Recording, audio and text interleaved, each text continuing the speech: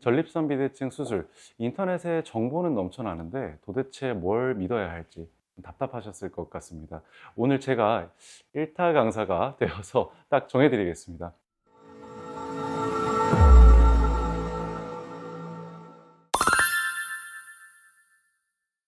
두 수술의 차이는 간단합니다. 절제식 수술은 비대해진 전립선 조직을 실제로 제거하는 수술이고, 반면 비절제식 수술은 전립선을 제거하지 않고 요도를 넓혀서 소변이 잘 나오도록 만들어주는 그런 치료법입니다. 그래서 전립선의 크기나 환자분의 상태에 따라서 선택하는 치료 방법이 달라지게 됩니다. 먼저 절제식 수술입니다. 이 방법은 비대해진 전립선 조직을 제거하기 때문에 증상 개선 효과가 가장 확실한 치료 방법이다, 이렇게 말씀드릴 수 있겠습니다. 대표적인 수술이 바로 홀랩 그리고 아쿠아블레이션입니다. 홀랩은 고출력 레이저를 이용해서 비대해진 전립선 조직을 제거해내는 수술이고요. 가장 큰 장점은 전립선 크기에 제약이 없다는 겁니다. 초거대 전립선이어도 수술이 가능한 그런 수술법입니다. 전립선 조직을 거의 완전하게 제거하기 때문에 재발률도 약 2% 이내, 연구에 따라서는 0%대라고 보고될 정도로 매우 낮은 편에 속합니다. 또 하나의 장점은 수술 후 소변줄기, 즉 요속 개선 효과가 매우 뛰어난 편이라는 겁니다. 그래서 실제로 수술을 받으신 환자분들은 전립선 비대증에 대한 개선 만족도가 상당히 높은 그런 수술 중 하나입니다. 그리고 또 환자분들께서 많이 선택하시기도 하는 또 이유 중에 하나가 국민건강보험이 적용이 되는 그런 수술법이기 때문에 아무래도 현실적으로 경제적인 부분을 좀 고려하시는 분들께는 최적의 선택법인 경우가 많습니다. 이렇게 장점들이 많은데 우려사항도 있는 것이 사실입니다. 수술 난이도가 상당히 높은 편이라서 실제 수술을 집도하고 또 제대로 하는 곳은 그렇게 또 많지 않은 편이고요. 그래서 같은 장비를 사용해 진행하더라도 의사의 수술 경험, 숙련도에 따라서 그 결과 차이가 생길 수 있기 때문에 이 수술을 고려하시면 꼭 수술 경험이 많은 병원에서 그런 집도의에게 상담을 받아보시는 것이 중요하겠습니다.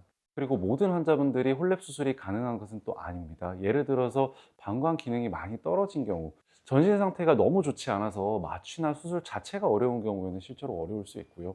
또 항응고제를 중단하기 어려운 환자분들 같은 경우에는 출혈이 이전 수술보다는 적어졌다고 하지만 그 이전은 경여도 전립선 절제술이라서 항응고제를 계속 복용하면서 홀랩을 진행하는 경우에 실제로 약 30%에서 한 달 내에 응급실을 방문한다는 그런 통계가 있을 정도로 조금 어려워지기도 합니다. 또 요도 구조가 좀 특이하거나 이전 수술 때문에 해부학적 구조 문제가 있는 경우에는 할 수 있을지 면밀하게 검토를 해봐야 되겠습니다. 그래서 반드시 전립선 크기, 방광 기능, 전신 상태 등을 충분히 검사해 보시고 자신한테 맞는 수술법을 결정하는 것이 매우 중요하겠습니다. 다음으로는 가장 많은 주목을 요즘 받고 있는 아쿠아블레이션입니다. 아쿠아블레이션은 고압의 물, 고압수를 쏴서 비대해진 전립선 조직을 제거해내는 그런 수술입니다. 실시간으로 초음파 영상을 보기도 하고 전립선 구조를 확인하면서 내시경으로 동시에 같이 보고 로봇 보조 시스템으로 결국 수술을 진행하기 때문에 정확하고도 절제 범위를 아주 설정한 대로 수술을 진행할 수 있는 장점이 있습니다. 아쿠아블레이션의 가장 큰 특징은 전립선의 중요한 구조물을 최대한 보존하면서 정확한 수술이 가능하다는 점입니다. 그래서 기존 전립선 수술에 비해서 성기능 보존 능력 그리고 증상 개선 효과를 동시에 잡아서 큰 장점으로 꼽고 있습니다. 비교적 큰 전립선을 가진 환자, 일반 시술로는 치료가 좀 어려운 환자, 성기능 개선을 좀 원하는 혹은 성기능 보존을 강력하게 원하는 환자분들께는 좋은 치료 선택지로 소개해드리고 있습니다. 아쿠아블레이션은 상대적으로 비교적 최근에 도입된 수술 방법입니다. 아직 장비를 보유하고 있는 병원이 그렇게 많지는 않은 걸로 알고 있는데요. 보험 적용 여부나 실제 수술 비용에 병원마다 좀 차이가 있을 수 있고요. 그래서 수술을 고려하신다면 병원에 내방하셔서 실제로 확인해 보시는 것이 좋겠습니다. 비절제식 수술 방법은 전립선 조직을 직접 제거하는 것이 아니라 요도를 넓혀서 개선시키는 그런 치료 방법들이 대부분입니다. 그래서 절제식 수술에 비해서 몸에 부담이 좀 비교적 적은 편이기도 하고 회복이 빠른 편이라는 그런 장점이 있습니다. 다만 전립선 조직을 제거하는 수술은 또 아니기 때문에 전립선이 매우 큰 경우에는 효과가 제한적일 수 있습니다. 처음부터도 효과가 그렇게 별로 없다 이렇게 말씀하시는 경우도 있고요. 또는 재발이 좀 된다 이렇게 말씀하시기도 하는데, 그런 만큼 수술의 선택이 굉장히 좀 중요하다고 오히려 더 말씀드릴 수 있겠습니다. 대표적인 치료 방법으로는 리줌, 유로리프트, 그리고 아이틴드 같은 수술들이 요즘 많이 진행되는 것 같습니다.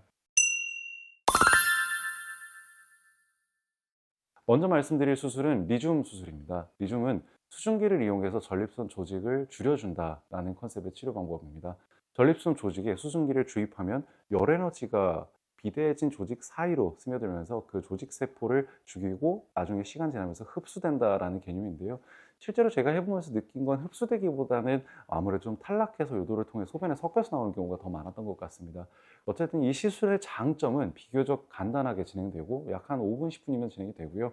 성기능 보존 가능성이 상당히 높은 편입니다. 또 시술 시간이 짧은 만큼 회복 시간도 빠른 편입니다. 또 전립선 크기가 큰 경우에 시술이 제한될 수 있습니다. 그래서 의사 선생님이 환자 상태에 따라서 다른 치료 방법을 제시할 수 있으면 그곳을 찾아가시길 권해드립니다. 다음은 유로리프트입니다. 유로리프트는 전립선 조직을 제거하는 게 아니라 전립선 조직을 옆으로 당겨서 요도를 넓혀주는 시술법이라고 이해하시면 편하겠습니다. 결찰사를 전립선의 캡슐 바깥쪽에 이제 닻을 걸고 안쪽에서 당겨서 이 안쪽을 열어준다. 이렇게 이해하시면 좀 더 편안하실 것 같습니다. 이 시술의 가장 큰 장점은 사정 기능 혹은 다른 어떤 기능에도 영향을 주지 않는다는 점입니다.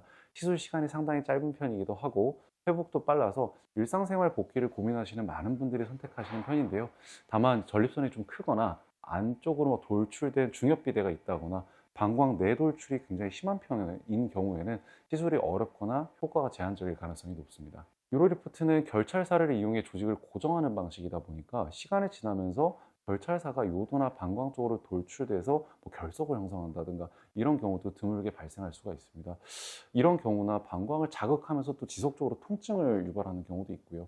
이런 돌이 생겼을 때 뭐 혈뇨나 배뇨 불편감 같은 증상이 나타날 수 있는데요. 그래서 시술 후에도 시간이 꽤 지났는데 이런 여러 가지 불편감이 생겼다든가 시술 직후에는 괜찮았는데 이거 괜찮은 건지 걱정된다, 피가 자꾸 난다 이런 경우에는 수술해 주신 병원이나 아니면 결찰사 제거를 전문적으로 해본 경험이 있는 그런 의료기관을 찾으시길 또 권해드립니다. 마지막으로 IT인대입니다. IT인대는 임시 금속 장치를 전립선 안에 삽입해서 요도를 넓혀주는 치료 방법입니다. 4, 5일 동안 조직이 괴사되면서 안쪽 요도를 열어주어서 시술 뒤에 좀 더 시원하게 소변을 볼 수 있도록 열어주는 그런 수술이라고 보시면 되겠습니다. 전립선 조직을 절제하지는 않기 때문에 몸에 대한 부담이 비교적 적고 회복이 빠른 편에 속합니다. 다만 다른 수술법들에 비해서는 좀 장기적인 치료 효과에 대한 데이터가 상대적으로 적기도 하고 실제 제조사에서 공개했던 데이터도 5년 이상이 되면서는 조금씩 결과가 열화되는 경향은 있어서 아무래도 환자 선택에 따라서 수술 결과가 달라질 수 있겠다. 그래서 좀 더 신중한 접근이 필요한 수술법이라고 말씀드릴 수 있겠습니다. 그래서 비절제식 수술 역시 전립선 크기, 증상의 정도, 환자의 나이와 건강 상태, 그리고 또 방광의 기능적인 상태 등을 종합적으로 고려해서 결정하게 됩니다. 오늘은 전립선 비대증 수술 방법에 대해 정리해 드렸습니다. 도움이 되셨을지 모르겠습니다. 그동안도 계속 말씀드렸던 부분인데 한 번에 이렇게 다 말씀드린 것 같아요. 전립선 비대증 수술에서 역시나 가장 중요한 건 어떤 수술이 제일 좋다, 이 수술을 해라가 아니라 나한테 맞는 수술을 권해주는 것입니다. 전립선 크기, 증상, 나이, 방광 기능 이 모든 것들을 고려했을 때 본인한테 맞는 수술 그리고 내가 또 어떤 기능을 보존하고 싶은지에 따라서 치료를 결정하는 것이 가장 중요하겠습니다. 제가 그 모든 수술 합쳤을 때는 한 3천 건 정도 한 것 같습니다. 제일 많이 했던 거는 이제 유로리프트 그리고 아쿠아블레이션을 가장 많이 한 것 같아요. 그리고 그 외에 홀랩이나 이런 부분들도 한 수백 건 이상은 한 것 같네요. 아마 아쿠아블레이션은 제가 알기로 제가 아시아에서는 제일 많고 북미 쪽에서는 아마 개발하실 때부터 참여하신 곳들이 있어서 한 두 분 정도가 저보다 앞서 있는 걸로 알고 있습니다.